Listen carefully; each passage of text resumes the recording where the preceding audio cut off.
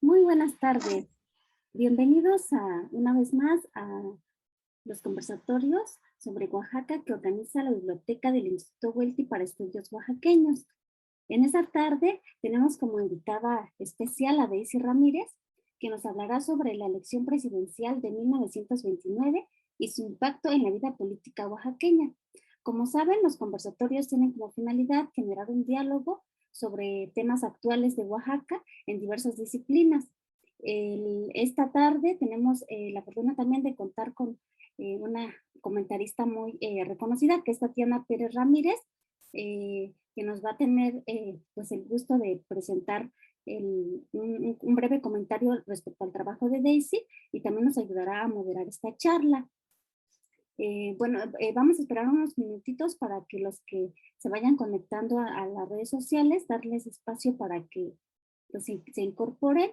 Y pues les recuerdo que este conversatorio es gracias a la participación de Ciencias Unidad Pacífico Sur en la Universidad de Nuevo México y nos hospeda Ronda Brulot. Le agradecemos a la investigadora por este apoyo y a los miembros del Instituto Huelti para Estudios Oaxaqueños. Está también con nosotros la doctora Laura Diego, que es la encargada de servicios bibliotecarios en el Instituto Huelti.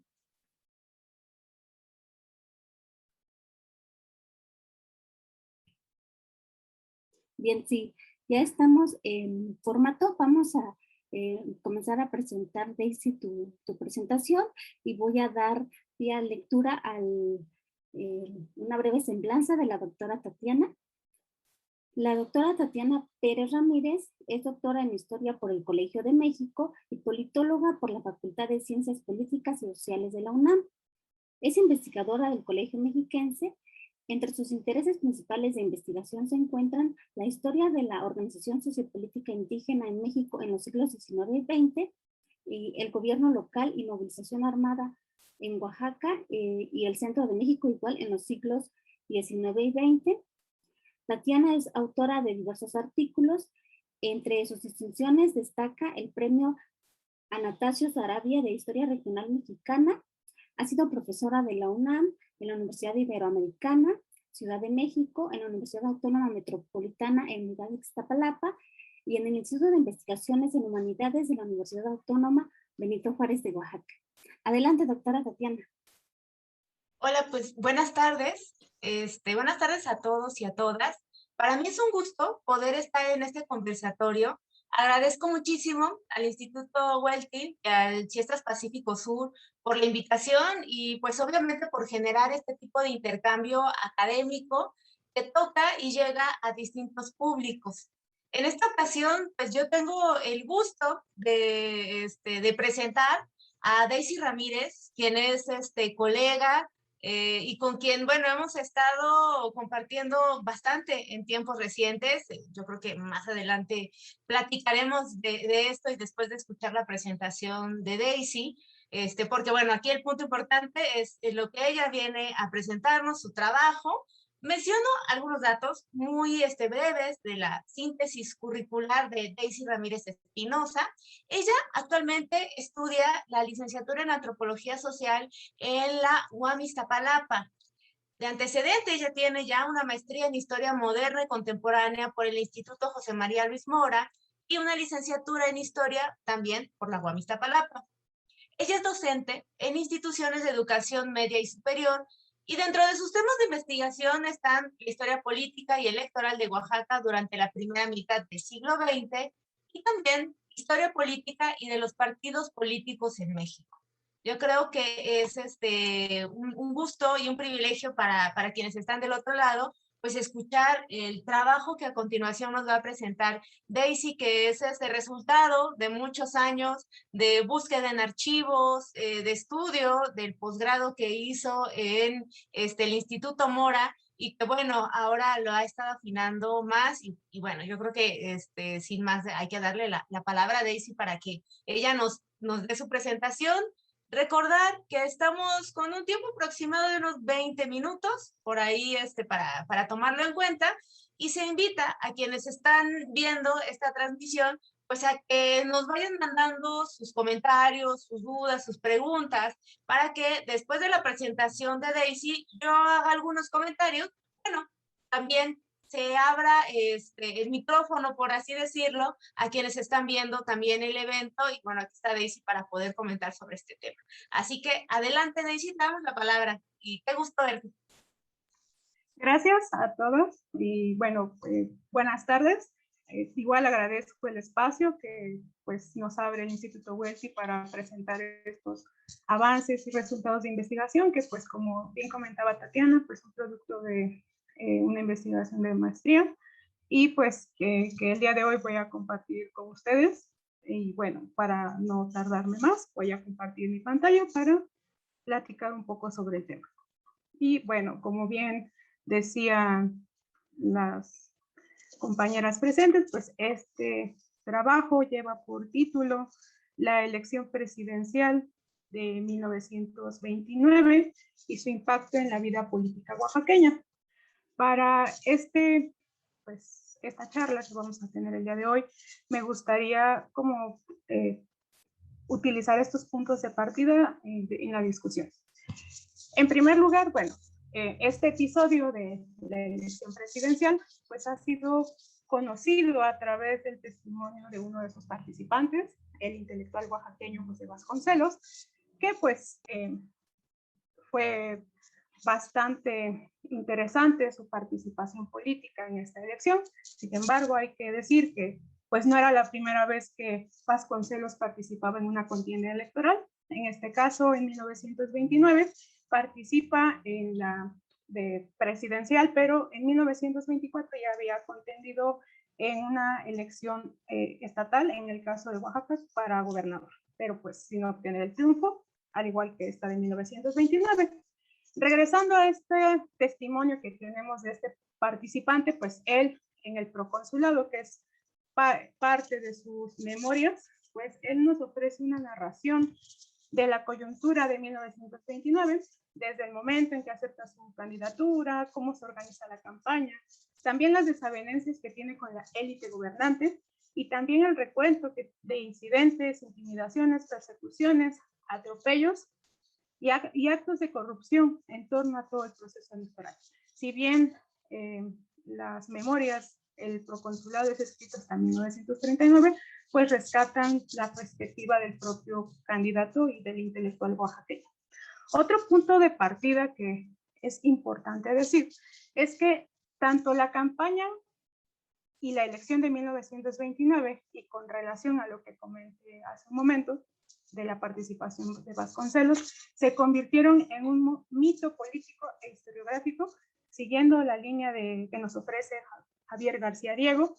Él nos señala que si bien la campaña de Pascual Ortiz Rubio, que es el otro candidato, apoyado por el Partido Nacional Revolucionario, pues ha sido vista con solamente una imposición y procedimientos ilegales y perversos para la imposición y el fraude, pues la de José Vasconcelos ha sido sobreestimada en la producción historiográfica. Aquí vamos a ver que, pues, en efecto, uno de los grandes hechos trascendentales y coyunturas del momento de pues esta elección va a ser la creación y participación del Partido Nacional Revolucionario, que había sido creado para tal objeto.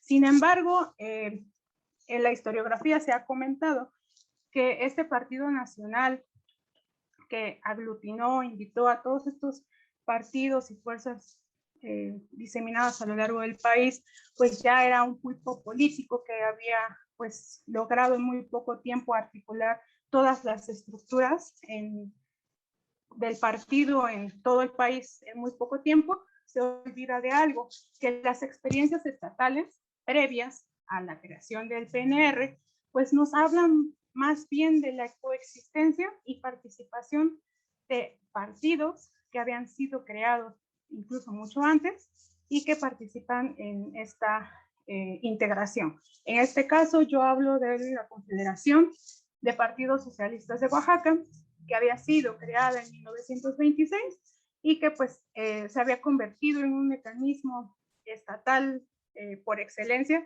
que había articulado a los partidos políticos locales que se identificaban con el socialismo. Había sido este mecanismo por excelencia también para llevar a cabo los procesos electorales y que no pasara lo de siempre, que los partidos surgieran en el contexto electoral y posteriormente desaparecieran, sino más bien que se le diera continuidad en una estructura partidista. Y bueno, con base en estos puntos de partida, podríamos hablar un poco más de la situación política nacional y estatal. Bueno, el punto de por qué se da una elección en 1929. Si en 1928 hubo elecciones federales que llevaron a la reelección del general Álvaro Obregón. Sin embargo, bueno, esta elección de 1928 también fue controversial porque pues es reelección y se habían hecho ciertas maniobras y también ciertas reformas a la Constitución para que se pudiera dar este caso. Al final de cuentas, bueno, Obregón gana. Sin embargo, días después, el 17 de julio de 1928 es asesinado el candidato electo, ¿no? Y bueno, como afirman varios autores, entre ellos Tessie Meri, el asesinato del caudillo nacional implicaba, y cito, la desaparición del único principio de unidad y de estabilidad conocido en la tradición política mexicana hasta ese momento. ¿Y esto qué va a posibilitar? Pues que se abran nuevos espacios y mecanismos de participación política que garantizaran, en cierta medida, la reorganización de la familia revolucionaria. También hay efectos colaterales por la muerte de Obregón. Entre estos, no solamente es la fundación del Partido Nacional Revolucionario, sino también la rebelión escobarista y el movimiento liderado por el apoyo a Vasconcelos, el vasconcelismo. Y bueno, ya ahora se pensaba más bien desde la élite política articulada pues con estos hombres fuertes que ya no era necesario la figura del caudillo, sino la de las instituciones. Y también otro hecho importante que hay que tomar en consideración es que en su último informe, presentado en septiembre de 1928, el presidente Plutarco Elías Calles, pues reconoce en su discurso ante la Cámara de Diputados que era tiempo de pasar del tiempo de los caudillos a las instituciones, y pues esto va a ser como el preludio de la creación de esta organización a nivel nacional.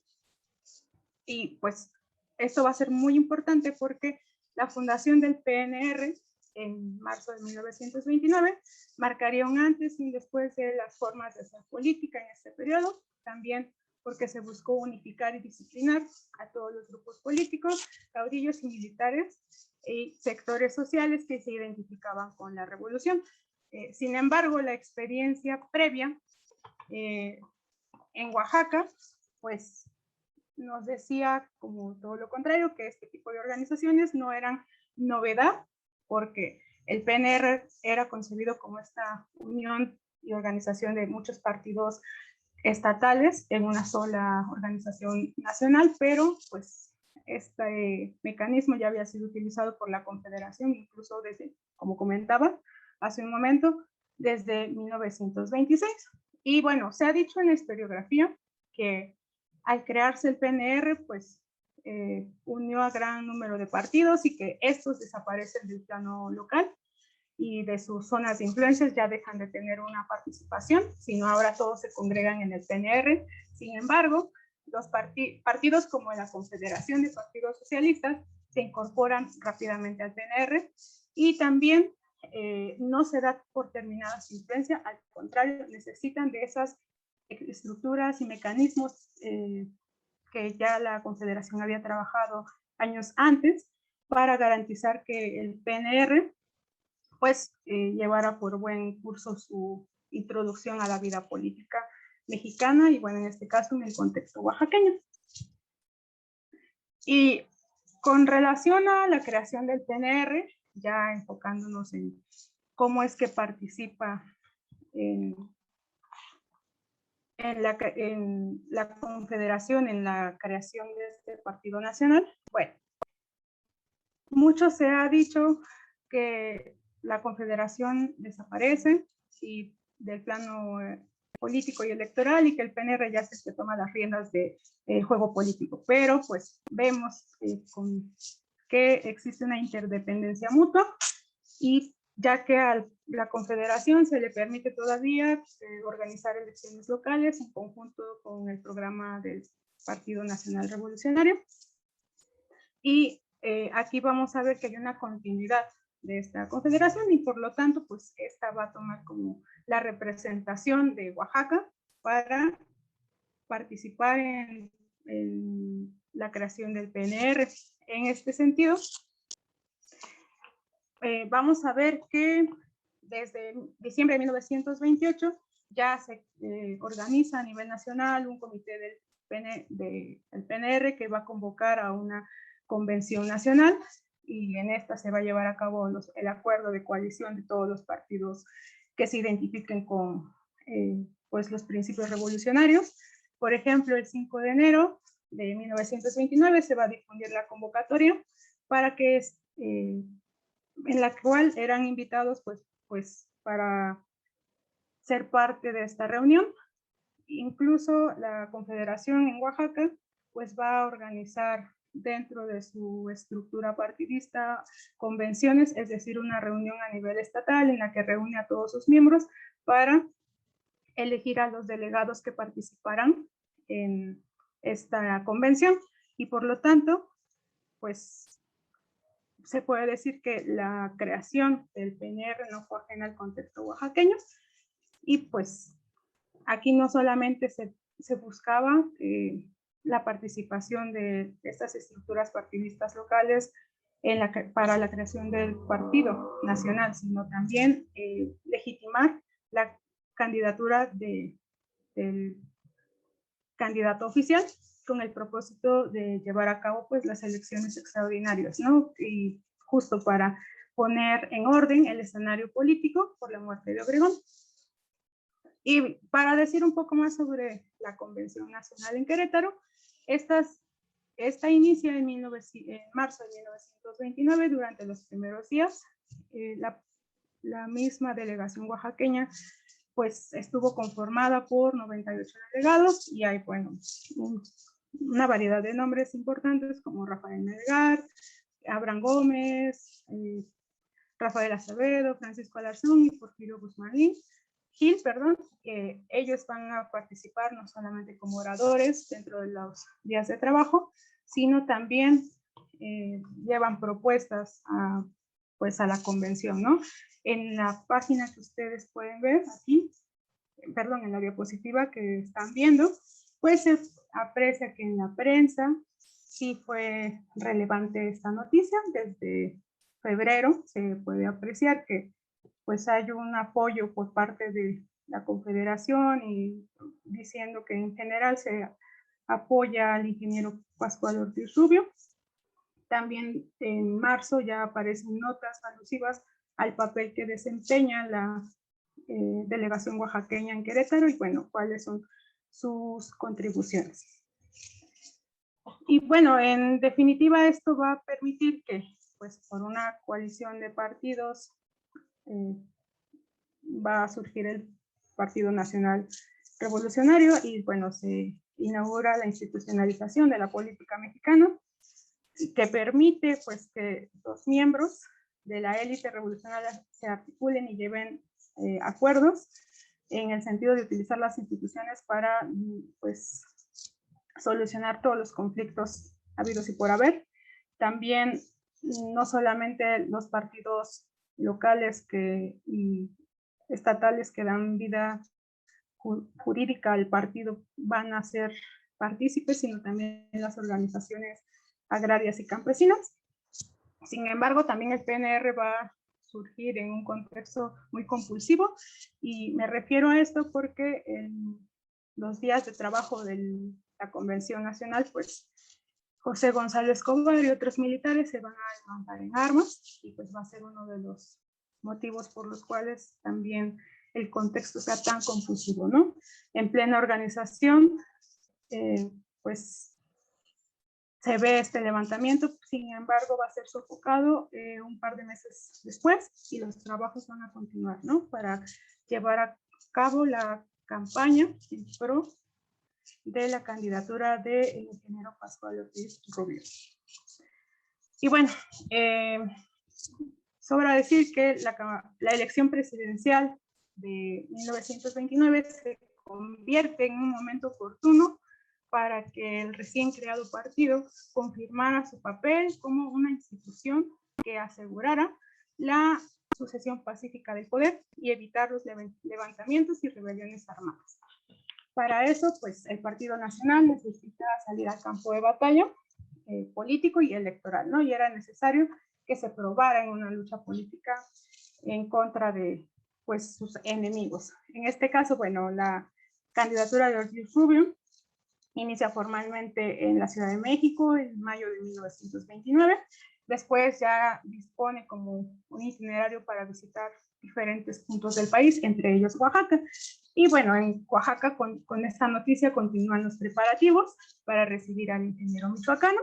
Se activa una intensa propaganda. Aquí, por ejemplo, ustedes pueden ver en la diapositiva que es propaganda que viene de del órgano oficial de la Confederación, que se llama Sábado Rojo, y pues pueden apreciar que en efecto se sostiene la candidatura del ingeniero Pascual Ortiz Rubio, que es candidato del PNR, pero es apoyado por la misma organización, que es la Confederación. Se van a conformar comités que van a dirigir las actividades para recibir al candidato, y pues estos van a estar integrados por miembros de la misma confederación.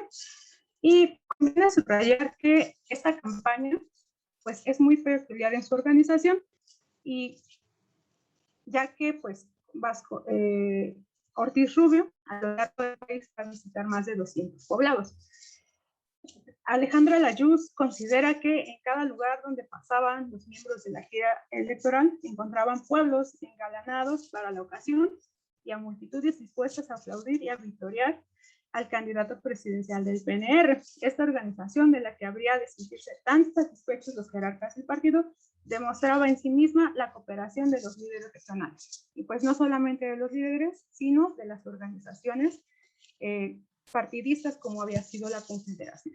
En este caso, es importante también señalar que pues todos los trabajos de la campaña quedaron en manos de la Confederación y articuló estas redes internas de estructura partidista configurada años antes, y pues la participación de los líderes locales que se convirtieron en portavoces del Nacional Revolucionario.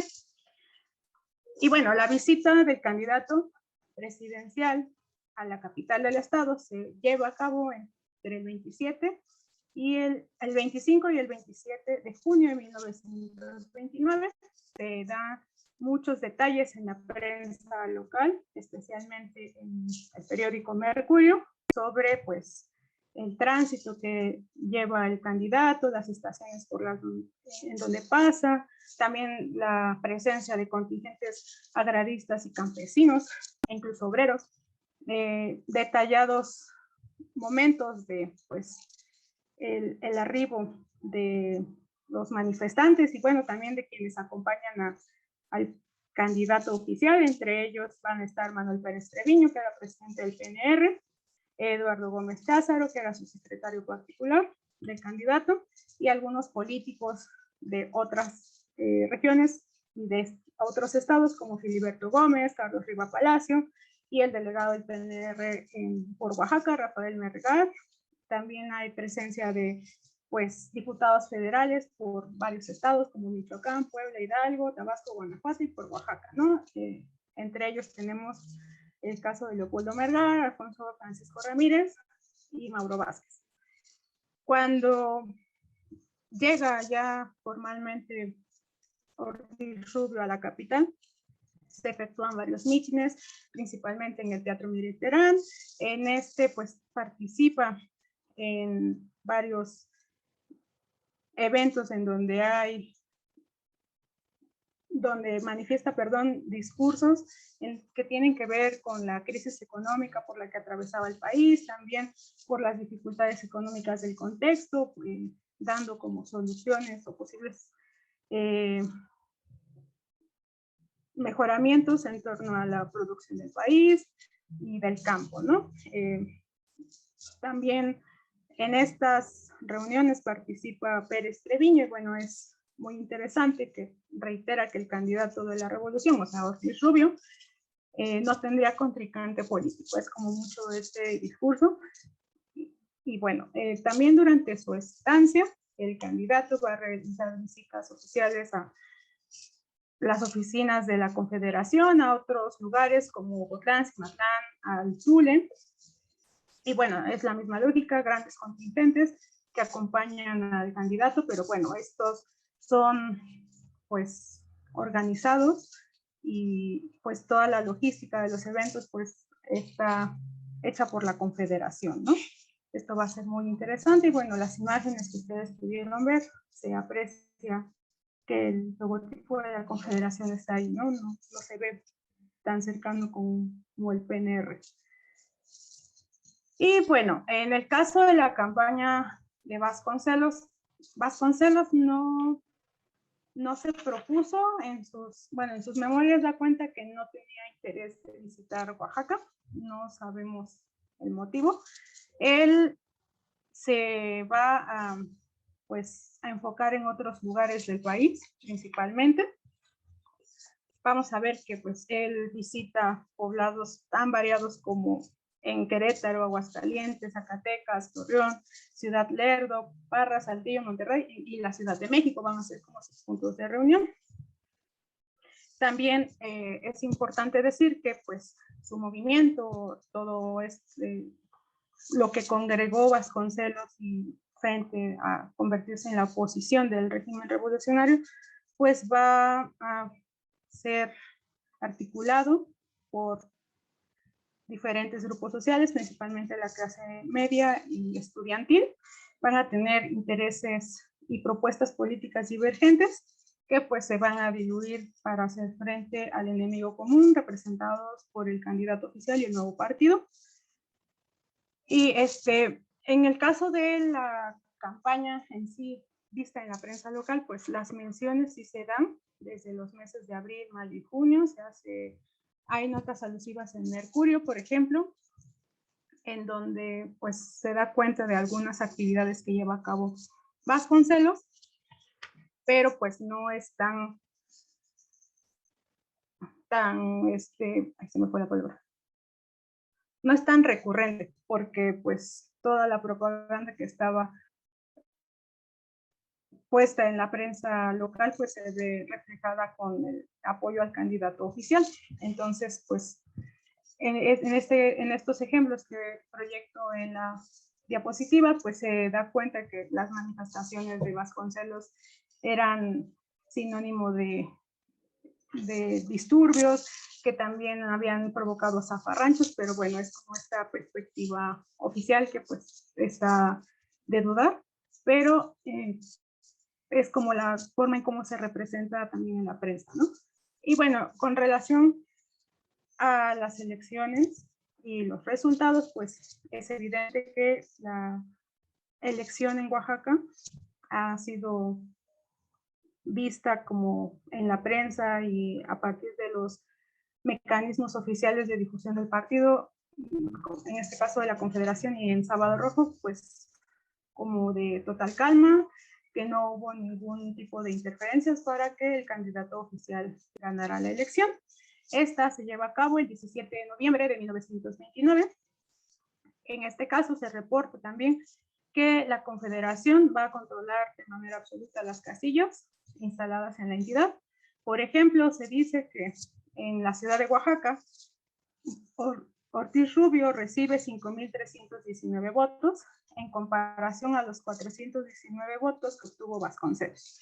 En un comunicado oficial posteriormente, la mesa directiva de la Confederación señala que Ortiz Rubio gana la elección por 157,000 votos, ya después pareciera que son 160,000, es como indefinido el número y oficial, ¿no? Entonces vemos que pues el apoyo que tuvo el PNR para obtener el triunfo, pues no solo se debió a ser esta gran organización nacional que buscaba reunir entre sus miembros a la gran familia revolucionaria, sino que necesitó de las estructuras previas, en este caso de la Confederación de Partidos Socialistas, que habían sido creadas mucho más antes y que tenían la misma idea, ¿no? De congregar y ser un mecanismo por excelencia para llevar a cabo los procesos políticos y electorales. Y bueno, como un comentario final, esta charla se enfoca principalmente en cómo la elección presidencial de 1929, pues, si bien ha sido considerado como un mito político y historiográfico, también tenemos que ver otro tipo de fuentes que nos permitan contemplar las experiencias estatales, ya que en el caso de Oaxaca, pues el partido oficial, pues necesitó de, como señalaba hace un momento, de estas estructuras previas que pues habían funcionado anteriormente y que pues siguieron coexistiendo hasta años posteriores. Y con eso termino. Muchas gracias. Bueno, pues muchísimas gracias por tu presentación, Daisy. No sé si quisieras dejar de compartir pantalla. Ah, muy bien. Y ya podemos tener un poco de o mayor interacción, digamos, virtual, evidentemente. Pero bueno, yo quiero, antes que nada, felicitar mucho a Daisy por este trabajo, por la consistencia temática, por el esfuerzo de trabajar este tipo de temas de historia política. Y bueno, en ese sentido, bueno, a mí me da alegría, me da gusto, como ya había dicho en un inicio, pues poderte escuchar, por poder coincidir contigo en bastantes foros. Hemos estado, creo que, muy conectadas en los seminarios también, por estos intereses en común, sobre todo por estos temas poco explorados del siglo XX, ¿no? Que creo que quizá desde una mirada lejana a Oaxaca se puede decir que, bueno, ya se sabe mucho o está muy trabajado el siglo XX, y pues para sorpresa de quienes pueden estar del otro lado, no, hace falta hacer mucho más, muchos trabajos sobre historia, digamos, desde esta perspectiva histórica, sobre estas primeras décadas del siglo XX. Entonces, bueno, creo que en eso hemos coincidido con Daisy. También por ahí tenemos ciertos personajes les estamos dando también seguimiento de manera, pues yo creo que ahí coincidente, ¿no? Genaro B. Vázquez, por ahí, uno que otro, estamos ahí siguiendo las pistas, ¿no? De estos personajes políticos. Y bueno, creo también destacar que en este sentido, lo que Daisy presentó ahorita, y que es un fragmento de lo que ella ha hecho en otros trabajos, en su tesis de maestría, pues es de historia política. Y bueno, decir que sí, quizá puede ser como un enfoque tradicional, ¿no? De historia política, pero es bastante necesario porque no se tiene conocimiento y no se ha hecho, ¿no? No se han hecho estudios de ese tipo. Entonces, sí hace falta conocer este trabajo que, bueno, que para mí también de una cierta forma me generan un poco entre nostalgia, porque es regresar a cuestiones o estudios de partidos políticos, temas electorales, y ver a clásicos de la ciencia política, ¿no? Algunos como Luis Javier Garrido. Por ahí también Daisy introduce a Soledad Loaesa, a la Yus, ¿no? Que la ha mencionado. Y bueno, claro está Javier García Diego también, ¿no? Para ver esta perspectiva. Entonces, bueno, creo que esto, digo, es una mirada necesaria, y que pues Daisy no se ha ido como por los temas más taquilleros o que estén en boga. Y eso es algo que también llama mucho la atención, y como la coherencia de lo que ella ha estado trabajando. Y bueno, este escenario de 1929, pues bueno, también muy importante, ya como lo explicó ella, para verlo. Y creo que desde estas dos enfoques, ¿no? El enfoque a nivel nacional, para decir y mencionar este momento, y pareciera verse así, por estos acontecimientos políticos, que ya digo, brevemente repito, que mencionó Daisy en su exposición, que tiene que ver, por un lado, nos muestra el momento de inestabilidad política después del asesinato de Obregón, ¿no? Y el llamado a una elección, en donde también está un levantamiento armado, la rebelión escobarista, este levantamiento del general Escobar en marzo de 1929, cuando también se está dando al mismo tiempo pues la convención del PNR. Entonces, eso es algo bastante interesante. Y segundo punto, el mismo PNR, la iniciativa de formar este partido nacional. Y en el caso, como ya lo mencionaba Daisy, de este plano proyecto que Plutarco Elías Calles anuncia de una transformación, sobre todo de la idea de pacificar al país, ¿no? Y transitar de este México de caudillos y de estas disputas armadas tan violentas a un país de instituciones. Y creo que eso es muy interesante y que ha sido bastante trabajado y que vale decir que hace falta todavía ver los contextos locales, los contextos regionales del impacto de esto y no pensar que en 1929 por haberse generado o creado el partido, el PNR, pues se haya dado un cambio inmediato, ¿no? O una pacificación inmediata, para nada, sino fue algo mucho más paulatino y mucho más largo, pero precisamente es necesario estudiar. Y por el otro lado, pues que este es un periodo que abre también a otro de los momentos de estudios, digámoslo así, del sistema político mexicano que se conoce como el Maximato, donde pues Plutarco Elías Calles se erige como una figura central, dominante, en este caso, el denominado jefe máximo de la revolución, pero que también es necesario volver a revisar estos periodos, volver a ver cuál es el papel de Emilio Portes Gil, del mismo Pascual Ortiz Rubio, de Abelardo L. Rodríguez, ver de manera más, digámoslo así, detallada y dejar de englobar o generalizar, ¿no?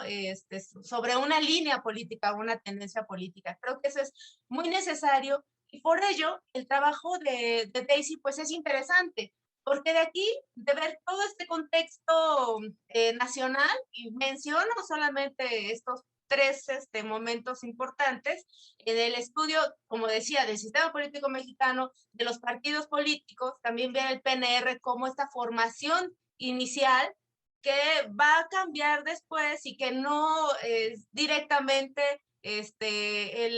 digamos, el partido que se conecte de una manera automática, muy directa, se transformó mucho para hacer PRM y después para hacer. Entonces creo que eso hay que observarlo bien y sobre todo analizarlo con un ojo mucho más experto y también con fuentes documentales. En el caso de la mirada de Oaxaca es bien interesante este año. Daisy menciona y ahorita nos dio elementos del momento de la misma campaña, ¿no? Del 1929, y yo la veía, sí en el momento, pero también yo retrocedo un poquito. Y bueno, en el caso de lo que a mí me ocupa o me interesa mucho, pues yo estoy un poco más para la revolución, digo, sí llego a los 30, pero mi foco de atención pues es la Sierra Juárez, ¿no? Que es donde estoy muy ubicada y posicionada. Y en ese sentido, algo muy interesante del 29 es como el reordenamiento político general, porque después de la revolución en Oaxaca, digámoslo así, el grupo que queda como más importante o con cercanía y alianza con Álvaro Obregón, digamos, son también los triunfadores de la revolución, entre comillas, ¿no? El movimiento de la soberanía, porque son los que pactan con Obregón para el cese, digámoslo así, del conflicto armado. Y en el 24, en la rebelión de la Huertista, pues apoyan también, ¿no? A Obregón, y en este caso me refiero a dos generales, Onofre Jiménez e Isaac Ibarra. Entonces, bueno, ellos ganan, digamos, terreno político, y esto pues se ve representado con la gubernatura interina de Isaac Ibarra en el 24, así favorece a Onofre Jiménez en la elección. Aquí también es importante señalar que para la gubernatura de Oaxaca, de Onofre Jiménez, digamos, el contendiente es José Vasconcelos, quien ya se refirió bastante Daisy en este caso, ¿no?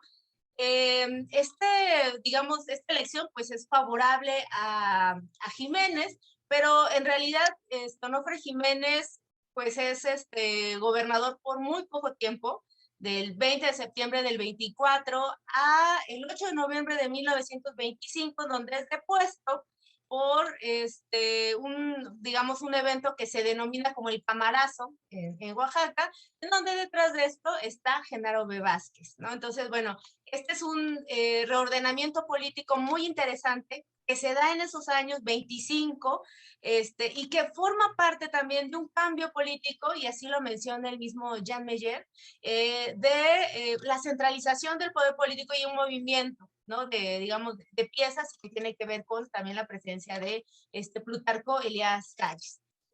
Para esto llegamos y se observa, ¿no? Y digo, esta es la antesala en el caso de Oaxaca para 1929, en donde observamos a estos personajes, ¿no? Y nuevamente está José Vasconcelos, y como hay un reordenamiento, y aquí yo diría, para el caso de estudio de lo que yo he visto, es como hay un repliegue de un grupo político de los serranos, ¿no? Que salen, ¿no? De escena, y que eran los que venían del periodo, digamos, de la revolución o el movimiento a la soberanía.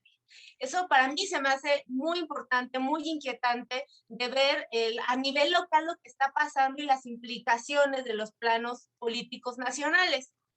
Otro de los puntos muy interesantes que yo destaco también de este trabajo, y que Daisy lo estuvo mencionando, es la Confederación de Partidos Socialistas de Oaxaca, que es algo, digamos, un tema que fue mencionado de manera, yo creo que bastante innovadora, Anselmo Arellanes, hace ya muchos años, pero que tampoco se le ha dado más seguimiento, y que Daisy sí está poniendo más atención y está tratando, ¿no?, de ver la composición de esta confederación de partidos y de qué manera estos organismos políticos nacionales, digamos, en formato de PNR, cuando empieza a rearticularse el partido, van a establecerse en estos grupos locales, ¿no?, ya organizados que hay en Oaxaca. Entonces yo creo que eso es muy importante y que es algo que hay que ver, y que, bueno, en el caso de Oaxaca también llama la atención que sea una confederación, ¿no?, que sea el papel de una confederación,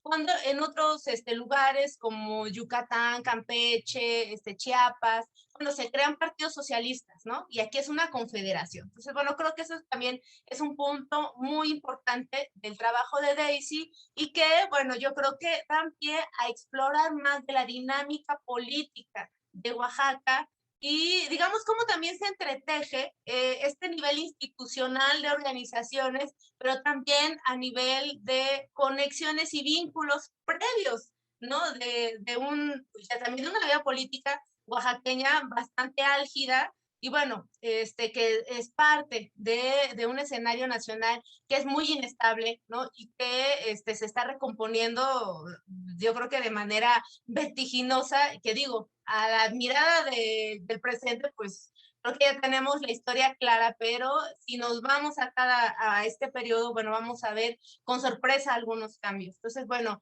eso yo destaco del trabajo de Daisy. Te aplaudo, ¿no? Que esté haciendo estas investigaciones, que le dé continuidad. Y en ese sentido, a mí digamos, me surge la duda y me gustaría escuchar más en el caso de Daisy, de cómo hacer y cómo realizar estas investigaciones. ¿A qué documentos, Daisy, nos acercamos? ¿Cómo los trabajaste? ¿Y de qué manera es posible ver este tipo de historia política, pero de manera más renovada, ¿no? Como lo estás haciendo tú. ¿Cuál es tu experiencia en ese sentido? Y sería una primera pregunta que yo te lanzo en digamos, intercambio y ese diálogo que tenemos. Y después abriré paso a otras preguntas que están en el chat, que se están haciendo en redes sociales. Así que bueno, por favor, Daisy, si puedes comentarnos un poco de esto. Muchas gracias, Tatiana. Creo que has comentado varias partes, quizá por esta exposición tan precisa de tiempo no pude ahondar un poco más. Y en efecto, ¿no? En los contextos en donde se da esta, pues, este funcionamiento, no solamente del PNR, sino de estas estructuras previas como la Confederación, y quienes participan pues van a hablar mucho de la cultura política, que sería como un concepto clave de la, pues, esta llamada nueva y renovada historia política, ¿no? De ver cómo se comportan, cómo piensan, de qué manera se organizan pues, en el plano político y en este caso electoral. Y bueno, ahora que haces esta pregunta en torno a las fuentes documentales, pues, si bien me llama la atención que, pues, y que son recabadas en este sentido, por ejemplo, con la Dirección General de Gobierno, que está en el Archivo General de la Nación, son expedientes que contienen, pues documentos oficiales, oficios, minutas y demás, ¿no? Pero también la prensa de la época ayuda mucho también a conocer como, pues, los puntos de vista en torno a cómo se está viviendo el proceso, de qué manera se está articulando también en un discurso oficial en este sentido. Es un poco tal vez complicado a veces conocer los silencios, ¿no? Porque no todos los protagonistas de esta historia política pueden participar. Sin embargo, estas fuentes documentales, hemerográficas, permiten en cierta manera apreciar esto que quizá se ha dicho, ¿no? Que en un primer momento en la historiografía se hablaba de este mito político y acción, porque Vasconcelos lo escribe en 1939, el proconsulado, pero poco se había dicho en realidad de cómo es que llevan a cabo este tipo de procesos electorales, no solo a nivel nacional, como tú mencionabas, sino a nivel micro, ¿no? Creo que estas ventanas, en el caso de ver a Oaxaca, no como un todo, sino como una parte del todo, nos permiten explorar también las experiencias propias de cada estado y además de eso, pues ver cómo se dan los procesos electorales en específico, ¿no? Que también retrata mucho de la vida política y del impacto que tiene no solo la muerte de Obregón, sino la creación del propio PNR, ¿no? Entonces, las fuentes sí son de este tipo de tratamientos. Te digo, es más como este acercamiento a la cultura política. Y bueno, ya podríamos más adelante, si hiciéramos un plano de qué categorías o de qué perspectivas podemos apreciarlo. Tú has comentado bastante bien la, pues, participación de estos portavoces locales, ¿no? De estos líderes militares, políticos oaxaqueños que de una u otra manera también forman parte del escenario, o sea, son interlocutores entre el centro y la periferia.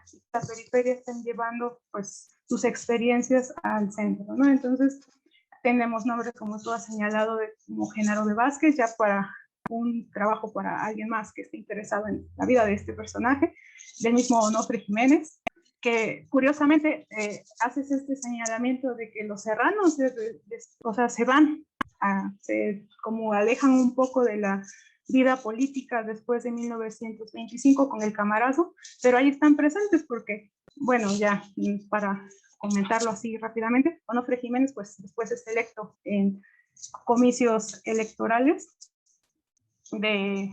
como diputado hasta 1932, entonces como que regresar y estar como presentes, ¿no? Como estos portavoces de la vida política y electoral, y obviamente se configura una élite política dentro del partido, en este caso de la Confederación, pero también pues dentro del PNR, ¿no? Entonces sí son como este tipo de fuentes y acercarse a estos silencios tal vez historiográficos, porque pues como también señalabas, el trabajo de Anselmo Arellanes pues fue como pionero en este sentido, pero él se queda en el corte, y su corte es decir, bueno, el PNR se va a absorber a la Confederación y ya la Confederación queda subordinada a las decisiones nacionales, ¿no? Pero pues totalmente contrario a lo que nos decía Arellanes en los 90s, 2000, pues esto es diferente, ¿no? Ya otras miradas más renovadas, pues sería la de Moisés Bailón, que se acerca un poco más a esta coexistencia, y pues también la de Ben Smith, desde la historiografía de lengua inglesa, ¿no? Entonces sería ese, bueno, no sé si así con esta respuesta está bien. No, pues muchas gracias, Daisy. Yo creo que, bueno, estás abriendo como más el espectro para platicar, para comentar. Yo ya no me metería tanto en eso porque hay unas preguntas que están bastante buenas, están aquí en el chat en redes sociales. Te voy a hacer te voy a poner los 3 comentarios porque creo que son muy importantes y ya para que después de que te lea, das tu opinión y yo creo que pues igual y pues iríamos cerrando el conversatorio si es que no hay alguna otra intervención, digamos por cuestiones de tiempo que platicamos, ¿no? De que también no vamos a hablar las 2 horas seguidas, sino un poquito más breves. Leonardo Herrera dice que si por esta influencia nacional de Calles, que si él era el adversario de Vasconcelos, bueno, digámoslo así, creo que se refiere a que el que estaba como detrás, ¿no? De la posición de Vasconcelos.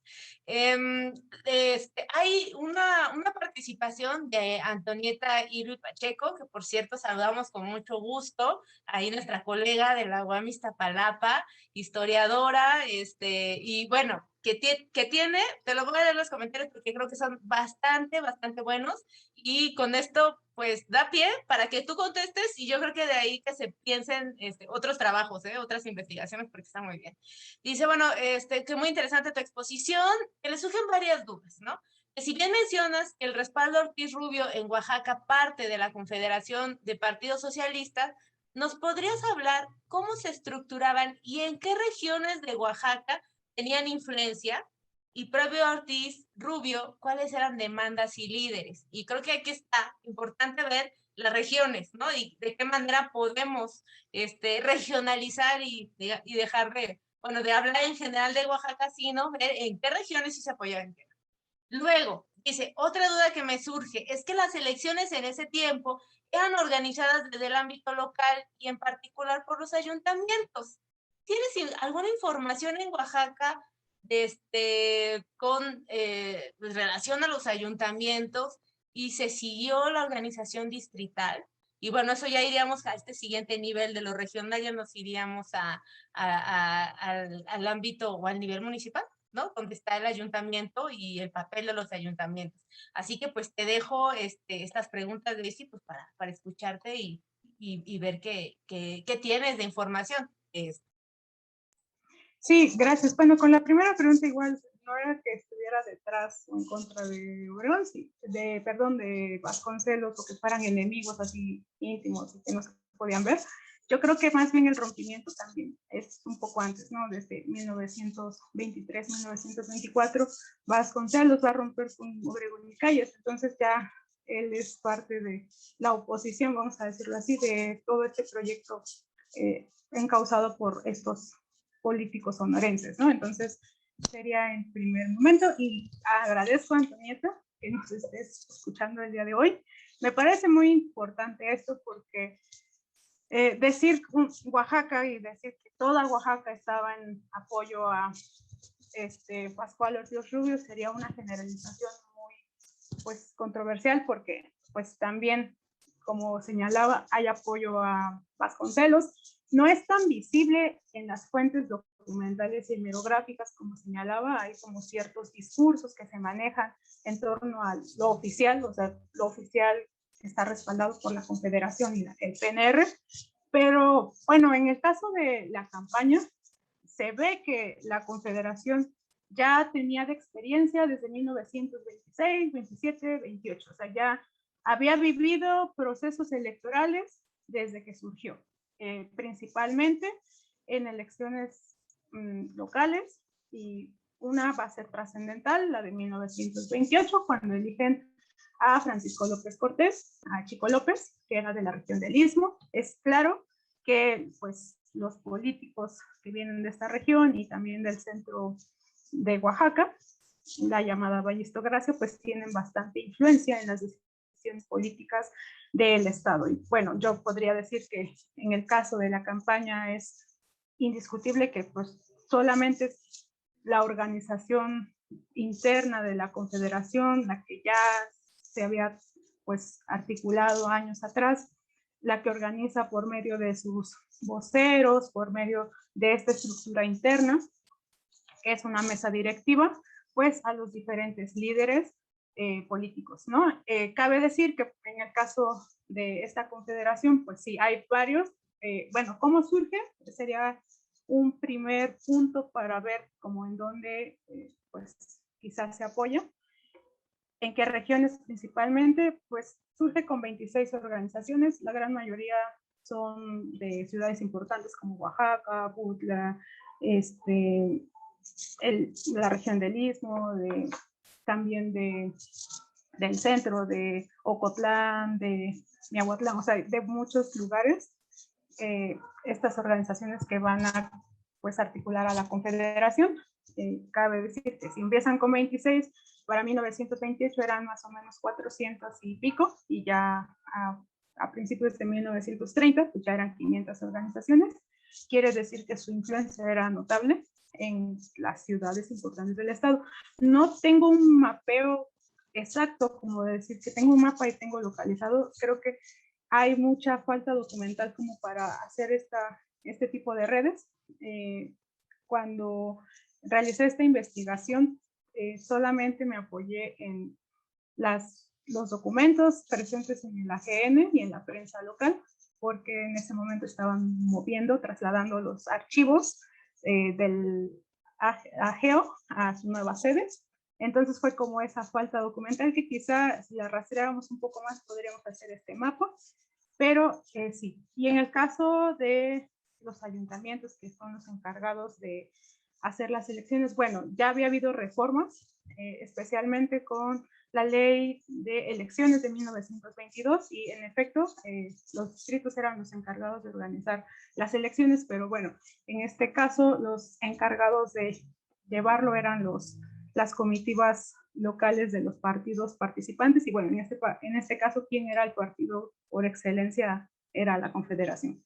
Entonces, pues sí hay ciertas faltas tal vez en esta investigación que pues sería importante hacer una revisión más en el AGEO, pero podría comentar esto como en un inicio para ver qué otra pregunta surge.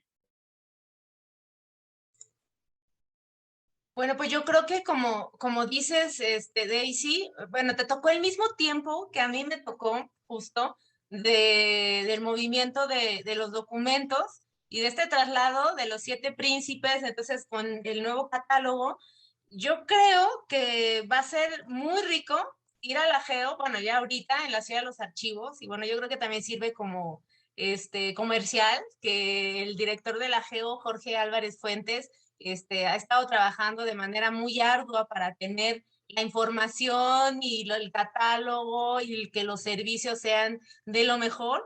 Y lo menciono para quienes estudian Oaxaca, que les interesa, que creo que, bueno, que haya mejores condiciones, pero digo, por la pandemia, evidentemente, pero creo que el AGEO va a ser el lugar donde de ahí va a salir mucha información, porque hubo un movimiento importante de documentos y los acervos, pues creo que pueden ofrecer mucho, mucho, mucho, mucho en todos los sentidos y en distintos periodos. Así que bueno, creo que este tipo de materiales quizá se puedan pensarse y responder a estas inquietudes que decía Antonieta.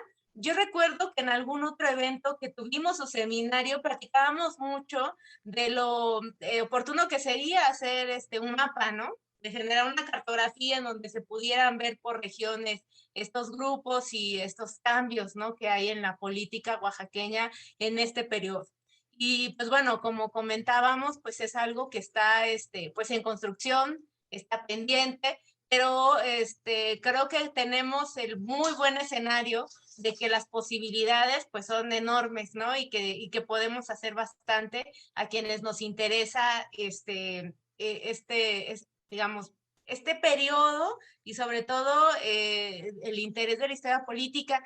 Y por ahí te mandan un comentario, Marta W. Riz, sé qué bonito, gracias por enseñarme más cosas y qué bonito acordarnos del difunto Anselmo Arellanes, gran historiador de Oaxaca. Y bueno, sí, evidentemente, como bien lo dijiste, Daisy, el pionero que abrió pues brecha y camino en muchos sentidos de los estudios de Oaxaca, y que dejó este tema, como decías, de la Confederación de Partidos Socialistas de Oaxaca. Y bueno, pues qué gusto poder seguir trabajando y conversando sobre esto.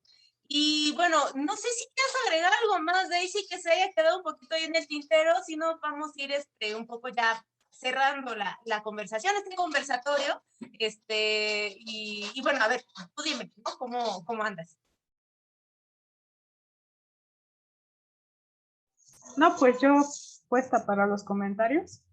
Igual, si seguimos, bueno, esta discusión también en la forma en cómo participa la Confederación y cómo, a pesar de que el PNR se ha dicho, o se decía en la historiografía que era este gran pulpo político que pues ya estaba como un mecanismo perfecto para la participación política, y pues es contrario, ¿no? Y como tú señalabas bien, había partidos como el fronterizo, el de Tamaulipas, el del sureste, que igual desaparecen de su plano político, pero en el caso de la Confederación siempre es como esa mancuerna, ¿no? Siempre uno funciona detrás del otro, y eso va a provocar que pues la Confederación tenga una larga vida hasta 1934, o sea, es como en sus membretes, siempre es como miembro del PNR y los dos logotipos, ¿no? Y es como muy interesante, es justo lo que llamaba mi atención, ¿no? Que pensar que el PNR surgió porque de la noche a la mañana como esta gran organización perfecta, bien estructurada, pues no, necesitó de estas estructuras previas, mecanismos que ya habían sido pues articulados a nivel estatal, y obviamente estoy recuperando pues quizás estas vivencias de los mismos, de la misma élite, ¿no? Política, de lo que pensaba que se hacía y cómo se hacía la política. Bueno, y creo que esto que tú comentas, Daisy, sobre la Confederación, bueno, ya voy adelantando que Daisy tiene un trabajo sobre eso escrito en un libro que ya casi va a salir, que tenemos ahí un seminario, el seminario interdisciplinario, no, interinstitucional, es interinstitucional, de estudios históricos de Oaxaca. Entonces, bueno, muy próximamente yo creo que vamos a tener el gusto de dar a conocer este trabajo de Daisy junto con muchos otros sobre otros periodos, así que bueno, yo creo que esperamos o digamos vamos después a difundir mucho, Daisy, lo que tú hiciste y esto de la Confederación, que como decíamos es bastante novedoso. Y bueno, yo creo que en cuanto a comentarios, preguntas, hasta aquí cerramos, Daisy. Yo creo que no me resta más que felicitarte, de alentarte a que sigas trabajando de la manera en que lo has hecho, muy seria, muy consistente, disciplinada. Creo que es muy necesario tener estas historiadoras, ¿no? Y compartir y dialogar como lo estamos haciendo en este espacio del Instituto Huelqui. Y bueno, claro está, aquí a las organizadoras y bueno, a Laura Diego, pues muchísimas gracias, a Elvia González por permitirnos estar acá y bueno, y haberme invitado a estar acá con ustedes. Yo me siento muy contenta y muy feliz.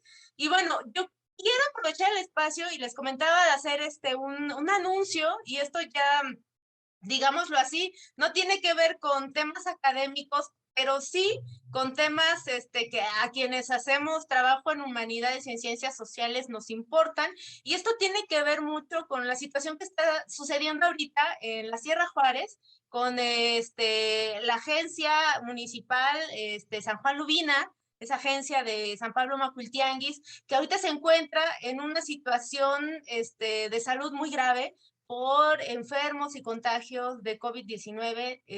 Hay, digamos, un momento muy crítico para la población por los decesos y por los contagios de muchos integrantes de esta población.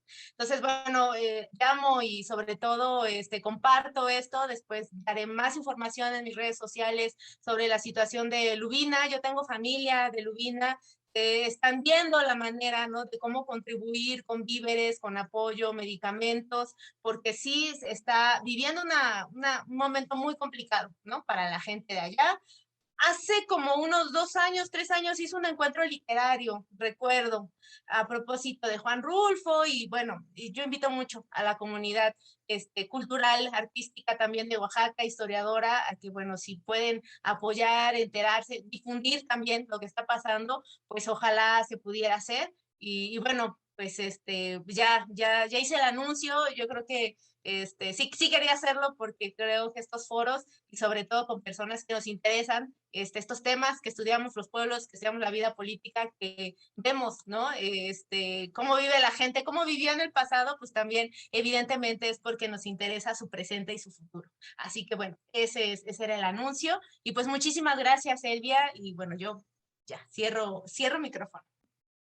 Sí, muchas gracias, Tatiana, por tu aporte, por tu comentario muy pertinente, muy preciso, y justamente por eso quisimos invitar a una especialista para tener como más, pues sí, más eco del tema de la ponente, ¿no? Y para que justamente fuera un diálogo más fructífero.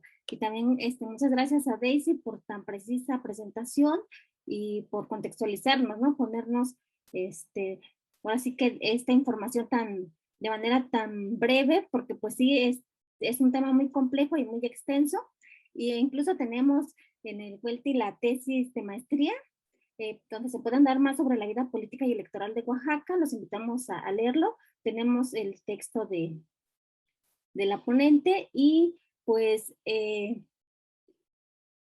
pues también en cuanto al mensaje que nos comenta Tatiana, pues igual en las redes sociales del Instituto Huelti podemos compartir información más precisa en caso de que lo solicite así Tatiana. Está disponible el espacio. Y finalmente, ya para ir cerrando este conversatorio, quisiera también hacer un breve comercial respecto a nuestros próximos eventos. Tenemos para este mismo mes de septiembre, para este 30, ya muy próximo, otra presentación de Laura Carolina Vázquez Vargas, que nos hablará sobre el tema de topiles, veladores del fuego y del pueblo. Entonces, para que nos escuchen, también pondremos ya pronto el cartelito en redes sociales para que estén atentos y también invitarles a que estén aquí en este conversatorio. Agradezco también a todo el público, a los participantes por sus comentarios, preguntas muy amables y pues invitarlos para que continúen en estos conversatorios que justamente nos ayudan a tanto a difundir, profundizar y problematizar sobre temas de Oaxaca. Y pues sin más, pues agradecerle a todos, en especial a Daisy y a Tatiana por esta charla, y pues nos vemos en el próximo conversatorio. Dale, muchas gracias. Hasta luego, bonita tarde. Adiós.